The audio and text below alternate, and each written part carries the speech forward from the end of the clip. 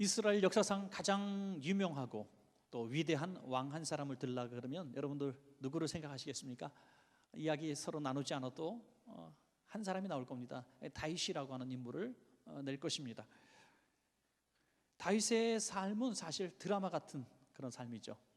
어린 소년 목동 시절에 전쟁하러 간 것도 아니고 전쟁터에 나가 있는 형님들을 찾아갔던 이 다윗이 하나님을 모욕하는 골리앗을 보면서 참을 수 없어서 나가서 싸우게 되었고 일약 영웅이 되죠. 그렇지만 그 영웅이 되었던 그날부터 다윗에게는 사실 고난이 시작됩니다. 사울 왕의 질투심에 못 이겨서 도망가게 되었고 10여 년 동안이나 왕에게 쫓기고 온 나라가 그를 잡으려고 현상수배하는 정말 숨을 곳 없이 고통받는 10여 년의 세월을 보내게 됩니다. 얼마나 억울하고 분했겠습니까? 그런데 그런 다윗이 그 10여 년을 어떻게 버틸 수 있었고 또 결국에는 온 이스라엘을 다스리는 왕이 되어서 30여 년 동안 어느 왕보다도 훌륭하게 또 너그럽게 나라를 백성을 잘 다스렸는가 참으로 신기한 일입니다. 그러나 가만히 살펴보면 다윗 한 사람이 위대해서라기보다 다윗 곁에 다윗을 돕는 많은 사람들이 있었던 것을 보게 되죠. 심지어 다윗을 죽이려고 했던 사울 왕의 아들이 다윗의 가장 절친한 친구 요나단이 되어서 그를 돕는 모습을 우리는 보지 않습니까? 뭔가 다윗에게는 매력이 있었고 누군가의 도움을 받아낼 수 있는 그런 아름다운 성품을 가졌다. 저는 그렇게 보게 되는 것입니다.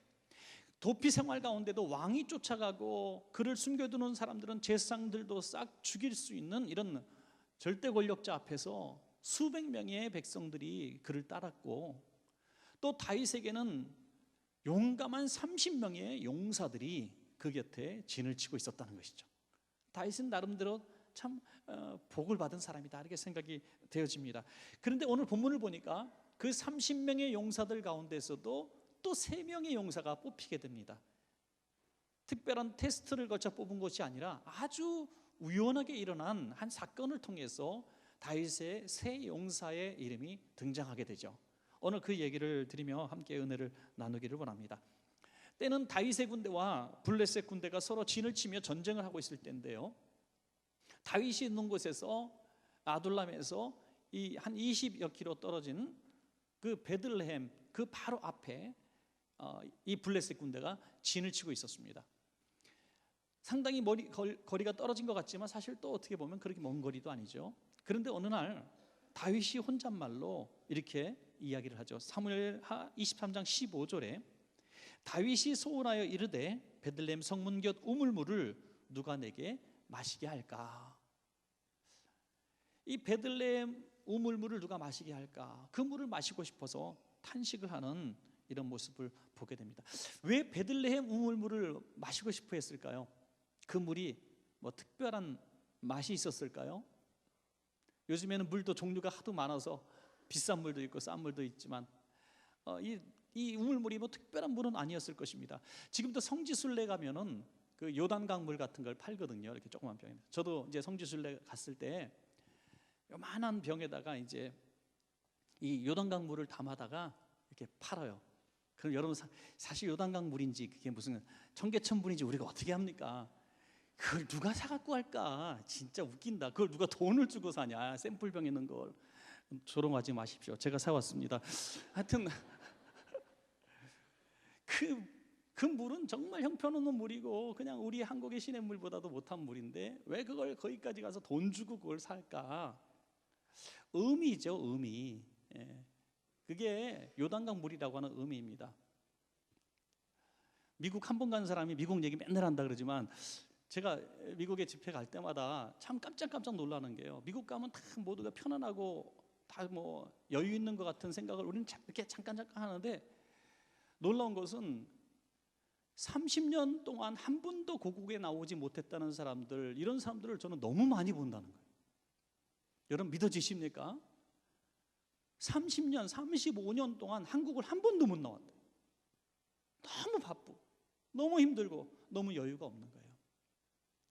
지금은 미국 가는 사람들, 뭐 유럽 가는 사람들이 다녀올게요 하고 이렇게 가지만 30년 전만 해도 공항이 눈물의 바다였잖아요.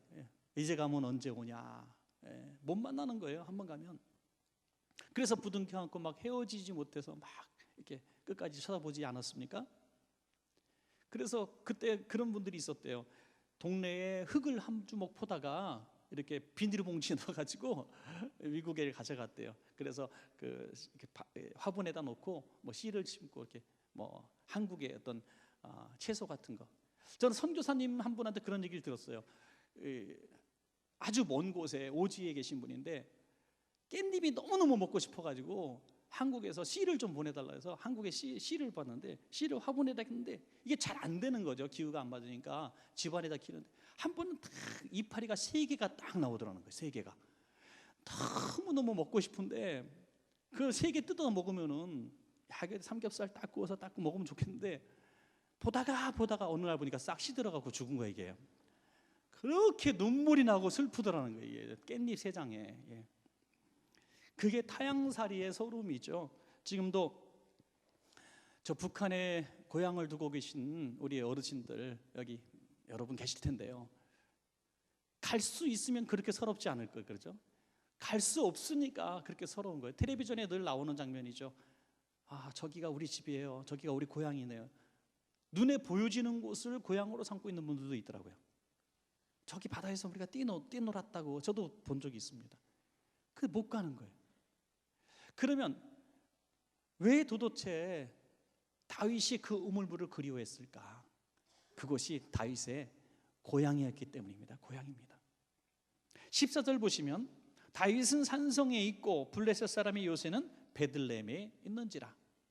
그것도 베들레헴 우물은 그들이 진치고 있는 곳에서 한 1.2km 더 떨어진 그 위쪽에 있습니다. 베들레헴 우물 기념교회도 지금은 있죠. 그러니까 다윗이 원했던 우물을 가기 원해서는 적진을 뚫고 가서 더 위에 가야 우물에 도달할 수 있는 적진 한복판이라고 해도 과언이 없는 그 땅에 있기 때문에 탄식을 했던 것이죠. 그런데 그 탄식 소리를 우연히 들은 3명의 용사가 서로 눈을 바라봅니다. 그러더니 누가 먼저랄 것도 없이 칼을 뽑아들고 20km가 떨어진 그곳을 달려가서 그 우물물을 가져왔다는 거죠, 여러분. 저는 이 3명의 용사들을 보면서 왜 다윗이 될 수 있었는가 하는 그 중요한 증거들을 보게 됩니다.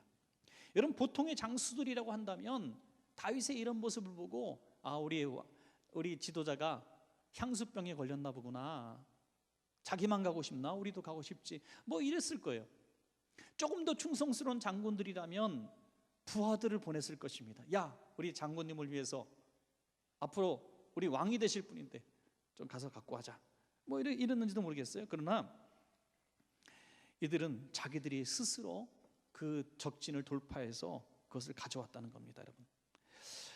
아마도 그들은 많은 피 흘림을 가지고 피 흘림을 내면서 이 물을 가져왔을 것이다, 이렇게 생각이 됩니다. 오늘 16절에 그 증거가 나오는데요. 16절, 세 용사가 블레셋 사람의 진영을 돌파하고 지나가서 베들레헴 성문 곁 우물물을 길어 가지고 다윗에게로 왔으나.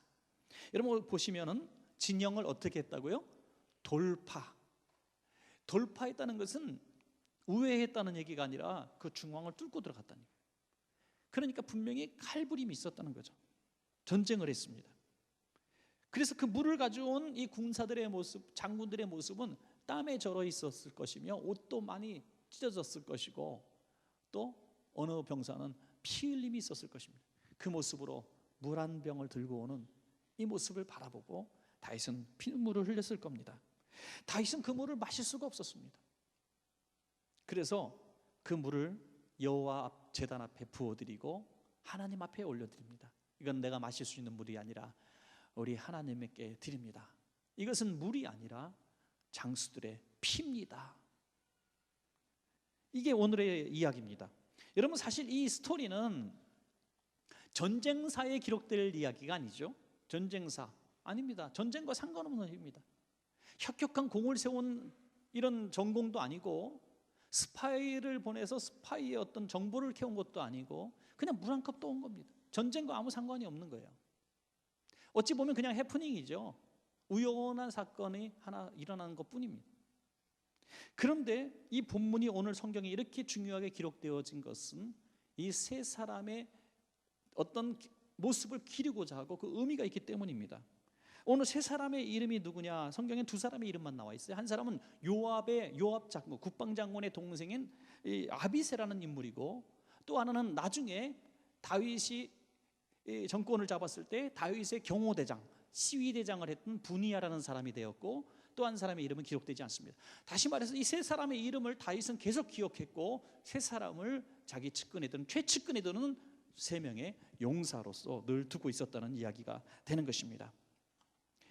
바라기는, 저는 오늘 말씀을 통해서 바라는 것은 오늘 저와 여러분이 다윗에게 세 용사가 되었던 것처럼 우리 하나님 아버지께 세 명의 용사가 되기를 원하는 것입니다. 여러분, 오늘 다윗의 용사의 모습을 보면서 우리는 하나님의 용사의 태도가 무엇인지 오늘도 이 본문을 통해서 발견하기를 원합니다. 저는 딱 두 가지 말씀만 드리겠습니다.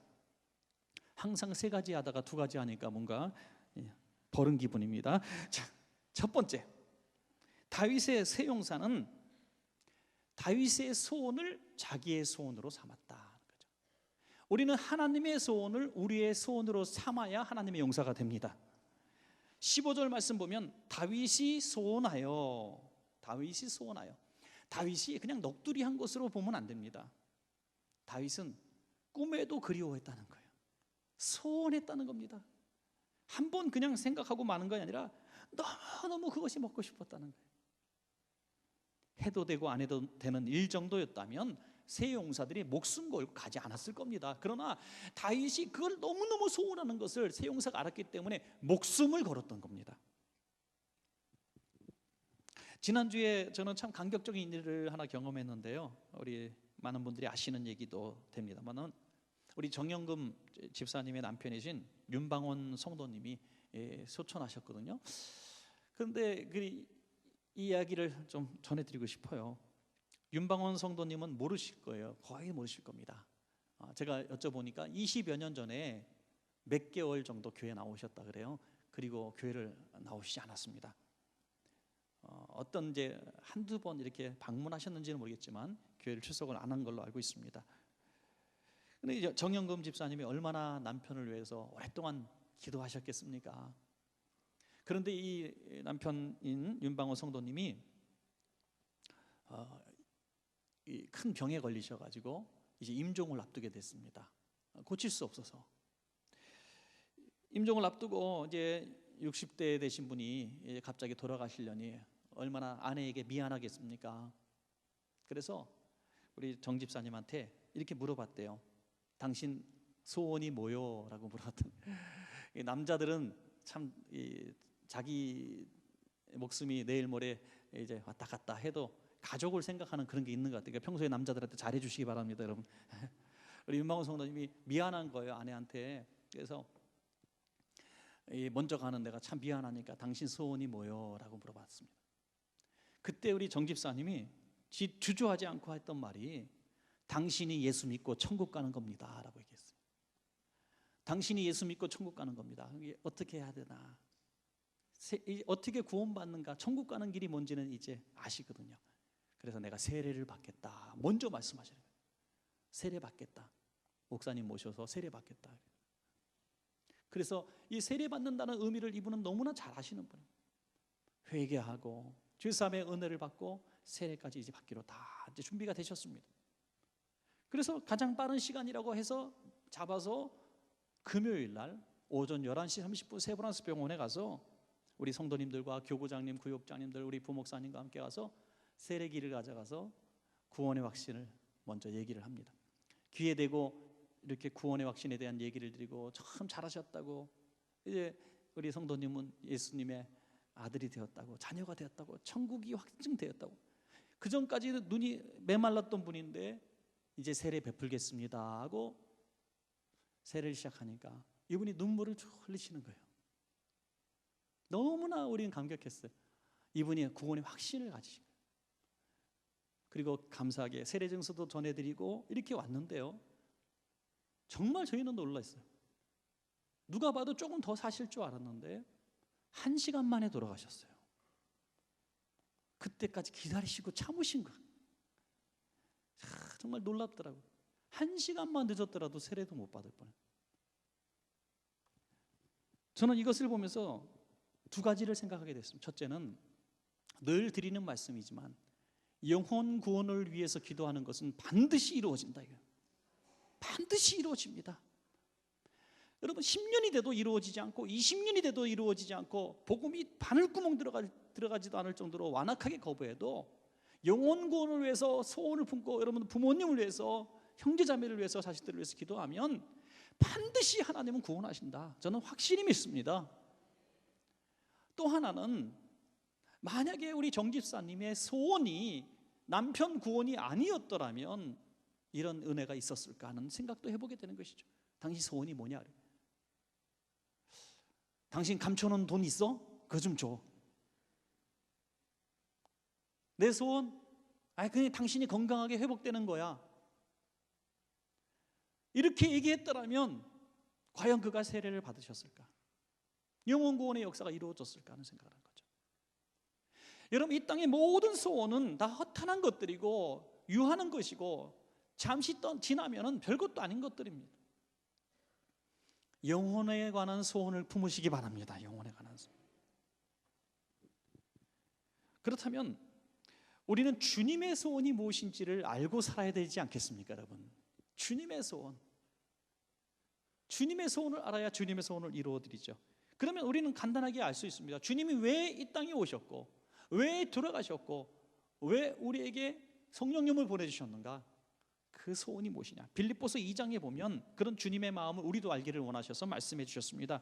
빌립보서 2장 5절부터 11절까지 우리 같이 한번 한 음성으로 읽겠습니다. 시작. 너희 안에 이 마음을 품으라.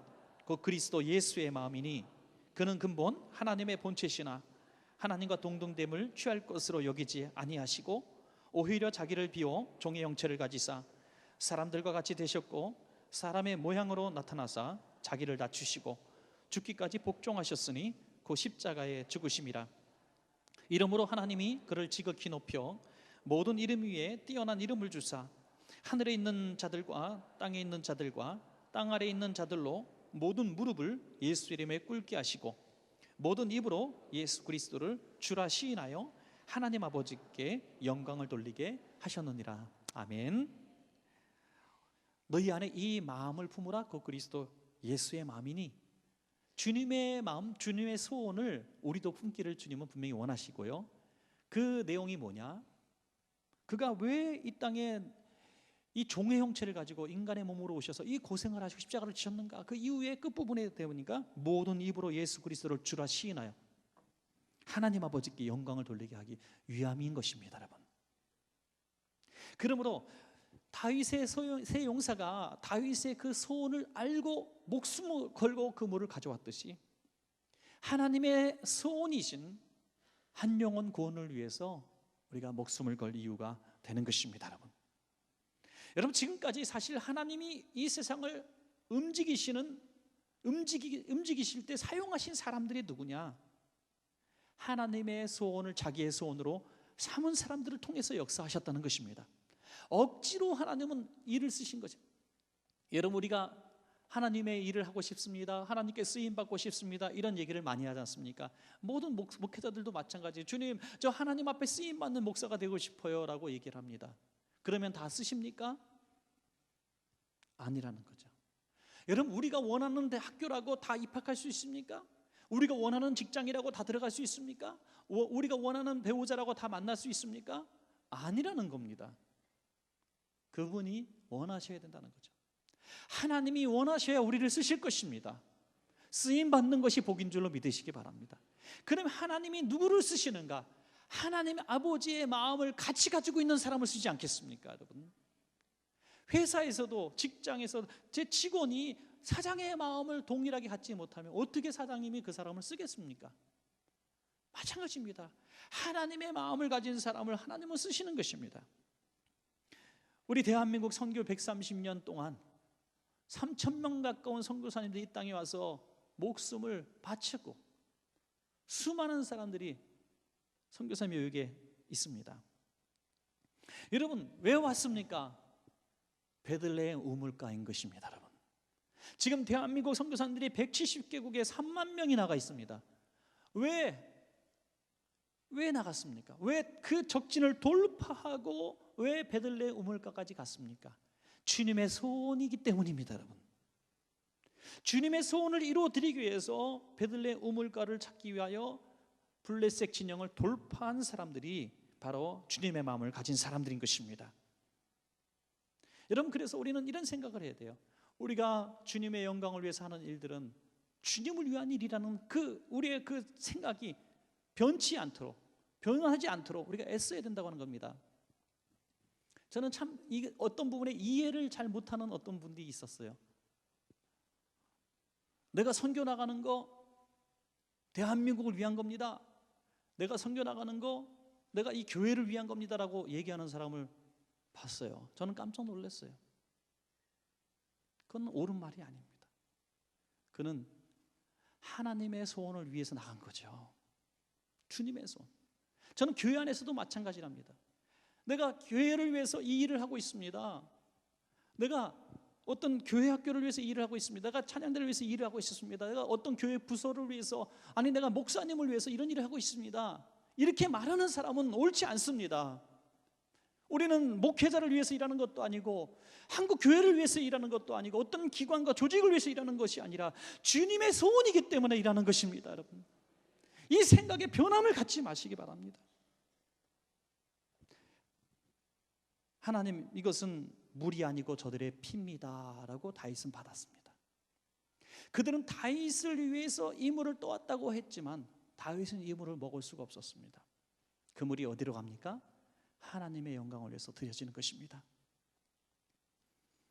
참으로 부끄러운 일이지만 많은 목사님들, 또 많은 기독교인 성공한 실업인들이 자기 영광을 너무나 누리려고 하니까, 너무나 많이 챙기려고 하니까 하나님께 드릴 것들이 없기 때문에 하나님의 소원을 이루어 드린 삶을 살 수가 없는 것입니다. 모든 영광 하나님께 올려드립시다. 여러분, 모든 영광 하나님께. 우리가 성공하는 것도, 우리가 교회를 위해서 힘쓰고 애쓰는 것도, 우리가 모든 영광 하나님 앞에 올려드릴 때에 그것이 하나님의 소원을 이루어드리는 우리의 태도가 될 것이며 하나님이 우리 교회를 끝까지 쓰시는 이유가 될 줄로 믿습니다. 마지막 두 번째로 다윗의 세 용사는 믿음으로 도전했습니다. 여러분, 믿음으로. 다윗의 탄식 소리를 들었을 때 그들은 상의하지 않았어요. 뒤에 나가서 수군거리지 않았습니다. 야, 우리 지도자께서 약간 향수병에 걸리신 것 같은데 참 한심하구나. 지금 전쟁통에 죽느냐 사느냐 하는 방에 물 타령을 하고 있어? 야, 우리가 믿고 따라야 돼? 이렇게 배부른 소리 한다고 빈정거리지 않았습니다. 회의를 했습니까? 어떻게 그러면 베들레헴 물을 떠올까? 회의했습니까? 작전 회의했습니까? 아닙니다. 무모해 보이는 이 시도를 그 세 사람 말없이 실시했던 것입니다. 여러분, 교회에서도 보면 주님의 소원을 알고 도전하는 사람들은 말이 필요 없더라고요. 말이 필요 없습니다. 하지 않으려고 하면 말이 많아지는 거예요, 여러분. 예. 그러니까 회의가 길어지면 회의가 생겨요, 여러분. 회의가 길어지면 회의가 생겨요. 시간을 많이 가져 생각하면요, 안 되는 것들만 생각이 나요. 그런데 세상에서도 보면 정말 대단한 일을 이룬 사람들을 보면 될 만한 일들을 한 사람들이 아니라 남들이 저기 어떻게 되냐 하는 일들을 도전했던 사람들인 것을 보게 됩니다. 하물며 하나님의 일은 말에 있지 않고 능력이 있는 것을 믿으시기 바랍니다. 고린도전서 4장 20절에 그 말씀이 나옵니다. 하나님의 나라는 말에 있지 아니하고 오직 능력에 있습니다. 여러분, 지금까지 교회의 역사도 그렇고 기독교의 역사도 마찬가지 아닙니까? 우리가 뭐 회의에서 능력이 있어서 뭐 어떤 계획에 의해서 교회가 성장했고 또 한국 기독교가 이렇게 만들어졌고 세계 선교사님들을 파송하는 일들을 할 수 있습니까? 아닙니다. 하나님의 소원이니까 한번 해보자. 한번 도전해보자 하나님이 도와주셔서 이루게 된 줄로 믿습니다, 여러분. 그러니까 누가 이 우물물을 퍼다가 내게 마시게 할까라고 탄식하시는 주님의 음성을 들은 사람이 바로 순종해야 되는 사람인 줄 믿으시기 바랍니다. 일하지 않는 사람들, 순종하지 않는 사람들 보면, 야, 저거 왜 저런 걸 못 볼까? 우리 목사님 왜 저거 못 볼까? 아, 우리 교회는 이런 데 너무 소홀히 해. 아니, 저 부분은 꼭 해야 되는데 우리 교회가 왜 이런 일을 하지 않지? 한국 기독교 정말 중요한 일인데 이 일을 안 한다. 이렇게 탄식만 하고 불평만 하죠. 그러나 하나님이 쓰시는 사람은 그 아는 사람이 움직이도록 하신다는 겁니다, 여러분. 누구보다 내가 그 부분에 마음이 뜨거워졌으면 하나님이 그 말을 듣게 하신 새 용사인 것을 믿으시기 바랍니다. 내가 들었으면 내가 움직이면 돼요, 여러분. 다른 사람 볼 필요 없어요. 다른 사람 볼 필요 없어요. 전 그래서 한 강단에서 뭐 한국 교회가 어떻고 뭐 한국 목사님들이 어떻고 이런 말 함부로 하지 않는 이유 중에 하나가 그 사람들 볼 필요 없는 거예요. 왜? 우리가 들은 음성 우리가 순종하면 되는 겁니다, 여러분. 오늘 우리에게 주신 음성 우리가 순종하면 되는 거예요. 오늘 그것도 하지 못하면서 어떻게 하나님의 영광을 돌린다? 오래전에도 드린 말씀입니다. 한 청년이, 제 제자인 청년이 오랜만에 찾아와서, 목사님, 우리 교회는 너무 선교하지 않고 후지 않는 거예요. 우리 교회는 10%도 구제와 선교에 쓰지 않는 교회입니다. 1점 몇 프로, 2점 몇 프로 쓰는. 우리 교회는 정말 못된 교회예요. 막 이런 식으로. 제가 어미 꾸짖어 얘기했어. 너는 월급에 10% 선교하고 구제하냐? 11조 말고. 그랬더니 안 한다는 거예요. 네가 그렇게 분개하면서 내 생활의 11조도 선교 구제하지 않으면서 교회를 책망해? 네가 뭐라고?